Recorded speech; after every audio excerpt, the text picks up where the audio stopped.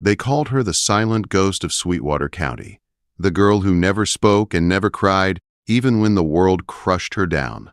On a freezing night in 1874, inside a filthy saloon full of drunk men and bad intentions, her own father stood on a table and sold her like a sack of grain. The men laughed when he shouted that she was deaf. They believed she was broken beyond use. But one man in that room leaned close enough to see the truth in her eyes. And when he whispered 5 quiet words into the storm, everything in the Wyoming Territory began to change. The winter wind howled through the crooked streets of Granite Peak, Wyoming Territory, slipping through every crack and every wall. Inside the Rusty Spur Saloon, the air was thick with smoke, sweat, and old beer soaked into the floorboards. Men crowded the tables, shouting over cards and whiskey, their laughter rough and cruel. In the middle of it all stood Otis Miller, drunk beyond reason, swaying atop a heavy oak table with mud still caked on his boots. Beside that table stood his daughter, Sarah. She was 20 years old, though the hard frontier life had carved years into her face. Her thin body was wrapped in a ragged shawl, her hands clenched tight beneath it. She stared down at the sawdust on the floor, her face blank and empty, as if nothing in the world could touch her anymore. When her father kicked a glass off the table and it shattered near her bare feet, she did not flinch.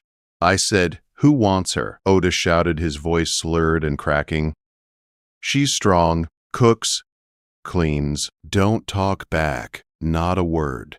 The saloon fell quiet. Cards stopped shuffling. The piano player lifted his hands from the keys. Everyone understood this was no joke. This was a man selling his own daughter. The bartender, a heavy man called Doc Reed, scowled from behind the counter. "Sit down, Otis. You're making a fool of yourself." "I need money," Otis snarled. He grabbed Sarah by the hair and yanked her head back. She made no sound. Her eyes stayed empty as she stared at the ceiling. "Look at her. Pretty enough if you scrub her clean. Best part is she's deaf, dumb as a fence post. You can do whatever you want, and she won't tell a soul." Laughter rippled through the room, dark and ugly. In a town like Granite Peak, a woman who could not hear and could not testify was worth more than gold to the wrong men. "I'll give you $10, a voice sneered from the corner. Silas Vane stepped forward, his scarred face twisted into a grin. He was the foreman for the Gentry Cattle Company, known for his cruelty and quick temper. Sarah stiffened as his boots moved closer. She knew his smell, tobacco and gun oil. She knew what happened to women who went with Silas Vane. 15, Vane said, stopping inches from her. He reached out to touch her chin. "Sold!" Otis shouted. "Take her. She's deaf." Vane's hand closed around Sarah's arm. The saloon doors slammed open. A blast of freezing wind tore inside, blowing snow across the floor and snuffing out the lamps near the entrance. A massive figure filled the doorway, wrapped in furs and buckskin, a rifle slung over one shoulder and a long knife strapped to his thigh. Snow clung to his beard. His eyes were cold and sharp. Caleb Sterling had arrived. The room shifted as men stepped back. Some remembered him as a trapper. Others remembered darker things. They knew he had once been a ranger before the war broke him. They knew he lived alone in the high peaks, where only wolves survived. Caleb walked to the bar without a word and dropped a heavy leather pouch on the counter. "Whiskey," he said. "We're busy," Vane snapped, tightening his grip on Sarah. Caleb turned slowly. His eyes went to Vane's hand, then to Otis. "Let her go." "It was not a request. I bought her," Vane said. "Her father sold her." "She ain't cattle," Caleb said, stepping forward. Otis squealed, "I'm her father!" Caleb reached into his coat and pulled out a raw gold nugget, heavy and dull. He tossed it onto Otis's chest. "That's worth $500. I'm buying her debt. She's free." The room gasped. Sarah looked up for the first time that night. Her eyes met Caleb's. They were hard eyes, but not cruel. They were tired, haunted. "Come with me," Caleb said quietly, "or stay here. Your choice." She didn't hesitate. She tore her arm free and stepped toward him. "She can't hear you," Otis laughed. "She's broken." Caleb said nothing. He guided Sarah out into the blizzard, lifting her onto his mule and wrapping her in a heavy buffalo robe. As the wind screamed around them, he leaned close to secure the straps. His mouth barely moved. "I know you can hear." Sarah froze, her breath caught in her throat. Her eyes widened in shock. For 3 years she had not spoken. Since the night she saw her father beat her mother to death, she had buried her voice deep inside herself. It was her shield, her armor. No one had ever seen through it. Caleb did. He turned and began leading the mule up the mountain without waiting for her answer. The climb took 2 brutal days. The trail was narrow and deadly, cut into sheer rock with nothing but air beneath it. Sarah rode in silence, her body aching, her mind racing. Why had he saved her? Why had he not exposed her lie in the saloon? They camped in a shallow cave on the second night. Caleb built a fire and handed her roasted rabbit. "Eat," he said. She ate fast, starving.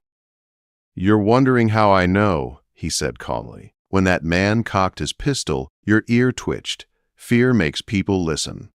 She felt cold despite the fire. "I don't care why you pretend," Caleb continued, "but on this mountain, if you don't listen, you die." He turned his back to her and slept. The next day they reached his cabin, built into the cliff like an eagle's nest. Inside were books, weapons, and order. It was not the home of a savage. It was the home of a man who had once been more. "This is it," he said. "I hunt. You cook." Sarah swallowed hard. Then she took a risk. "Why?" she whispered. Caleb froze. He turned slowly. "Because I know who your father is," he said. "And I know who Silas Vane works for. Hiram Gentry." Her knees went weak. "He's looking for something that went missing the night your mother died," Caleb said. "He thinks you have it." Sarah nodded. Caleb closed his eyes. "Then the war isn't over. It's just coming up the mountain."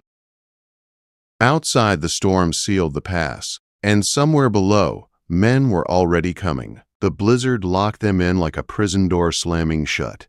For weeks, snow piled higher than the cabin windows, and the mountain became its own silent world. The wind screamed day and night, shaking the logs and rattling the shutters.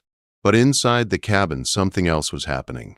The silence that had ruled Sarah's life for 3 years slowly began to crack. Caleb did not treat her like a rescued woman. He treated her like someone who needed to survive. At dawn each morning, he woke her without a word and handed her tools. She learned how to split wood until her hands bled, how to haul water from the spring even when ice formed in her hair, how to skin animals without wasting meat. He spoke plainly, never gently, never cruelly. "Fear freezes people," he told her once. "Work keeps them alive." At night, they sat by the fire. The cabin creaked as the wind battered it, but inside, the warmth held. It was during one of those nights that Sarah pulled the black ledger from its hiding place beneath a loose floorboard. The leather cover was cracked and dark, stained with old blood.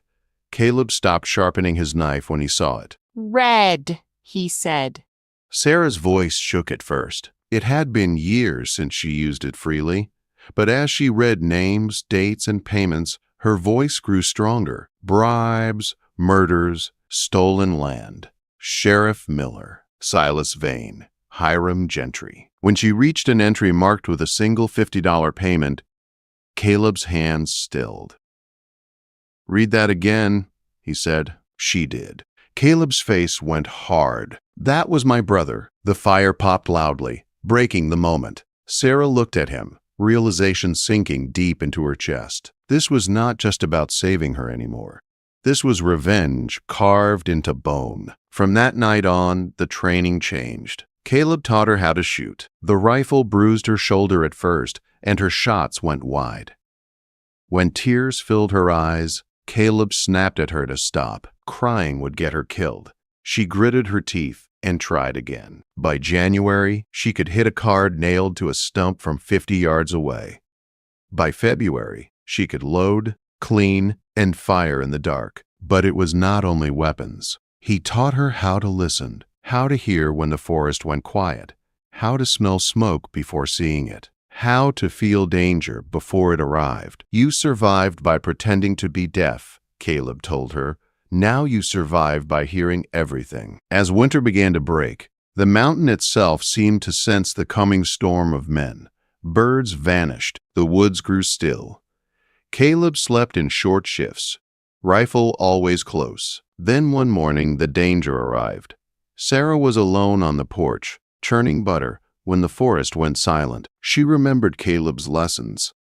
Silence meant death. She reached for the rifle just as a bullet shattered the post beside her head. She dove inside as glass exploded from the window. 2 men were advancing from the trees. "Come out, girl," one shouted. "Mr. Vane wants a word." Her hands shook, but her mind stayed clear. She fired. 1 man went down screaming. The second opened fire, bullets ripping through the cabin walls. Then the mountain roared. Caleb's buffalo gun thundered from above, dropping the second man instantly.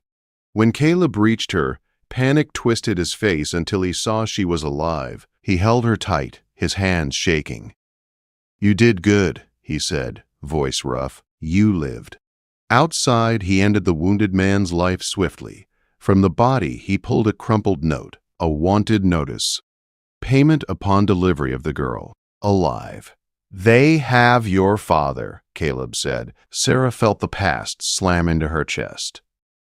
That night, Caleb made a decision. They would not hide anymore. They would go down the mountain, straight into Granite Peak. The ledger would go to a U.S. Marshal, but first they would draw the enemy out. Sarah would be the bait. Fear wrapped around her, but she nodded. She was done running. Granite Peak looked worse than she remembered.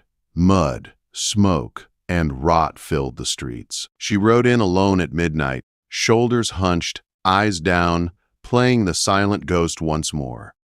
Silas Vane saw her immediately. "Well, look what came back," he sneered, grabbing her chin. "You bring the book?" She pretended confusion, pointed to the saddlebags. That was when the night exploded. Caleb's dynamite tore through the livery stable, fire lighting the sky. Horses screamed, men scattered. The white saddle. As Vane turned in shock, Sarah cut the saddle strap.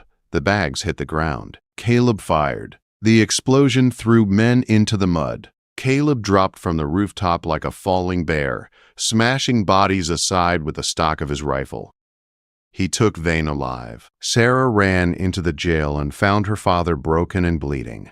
They fled Granite Peak under gunfire, dragging Vane behind them as insurance. By dawn, the town burned behind them. The chase had begun. For days, they climbed higher, abandoning horses, moving through snow and stone. Vane broke first. Fear stripped him bare. Otis grew quieter, shame weighing him down heavier than his injuries. When the hired killers waited for them on the high pass, Caleb made a brutal choice. Vane would walk first. Vane drew their fire. Caleb shot true. 1 man fell. Another tumbled down the slope with Vane locked to him. When the smoke cleared, the path was open. They reached the plains battered but alive. Laram lay ahead, and with it, judgment. Sarah walked now not as a ghost, but as a witness. And the West was about to listen. The final stretch to Laram felt longer than the mountain ever had. The land opened wide, flat, and exposed, offering nowhere to hide. Dust replaced snow, and the sun beat down hard on their cracked skin. They traveled mostly at night, avoiding roads and towns, always watching the horizon for riders that never seemed far behind. Otis rode in silence. His injuries healed slowly, but the deeper wounds showed no sign of closing. He watched his daughter now with a strange mix of shame and awe. The girl he had sold for $15 walked at the front beside Caleb, rifle ready, eyes sharp. She spoke when needed. She listened always. Silas Vane limped behind them, hands tied again, fear hollowing his face. The man who once ruled saloons now begged for water and mercy. Sarah gave him water when he needed it. Not kindness, calculation. On the 11th day, they rode into Laram at noon. People stopped in the street to stare. A mountain man in furs, a scarred foreman bound with rope, a thin woman with a rifle and a black ledger strapped to her saddle. They went straight to the U.S. Marshal's office without slowing. Marshal Tom Davies listened in silence. He read the ledger slowly, his jaw tightening with every page. He looked at Vane. He looked at Otis. He looked at Sarah. "This book can hang Hiram Gentry," he said quietly. Within days, the cattle baron was arrested. His empire collapsed like rotten wood. Silas Vane testified to save his neck and earned a cell instead of a rope. Otis testified too, his voice breaking as he confessed. The judge gave him 1 year of hard labor. When the gavel fell, Sarah felt the weight lift from her chest for the first time in years. She stepped outside into the warm spring sun. Caleb was gone. Panic hit her hard. She ran to the livery stable. His mule was missing, his trail already fading. She did not hesitate. She rode hard and found him at the edge of the foothills, riding alone toward the mountains. He turned when he heard her approach. "Go back," Caleb said. "You're free now." "I don't want free without you," Sarah said. He told her he was broken, that the mountains were all he knew. She told him the town had sold her for whiskey. Silence stretched between them. Then she took his hand and spoke the truth she had hidden for years. "I love you." The wolf finally stopped running. They turned back toward the high peaks together. Granite Peak never saw them again. But some say that if you walk the Razorback Ridges at dawn, you might see smoke rising from a hidden cabin. A man and a woman living where the world cannot reach them, listening to the wind, understanding the silence. The silent ghost found her voice. The wolf found his home, and the West remembered their names.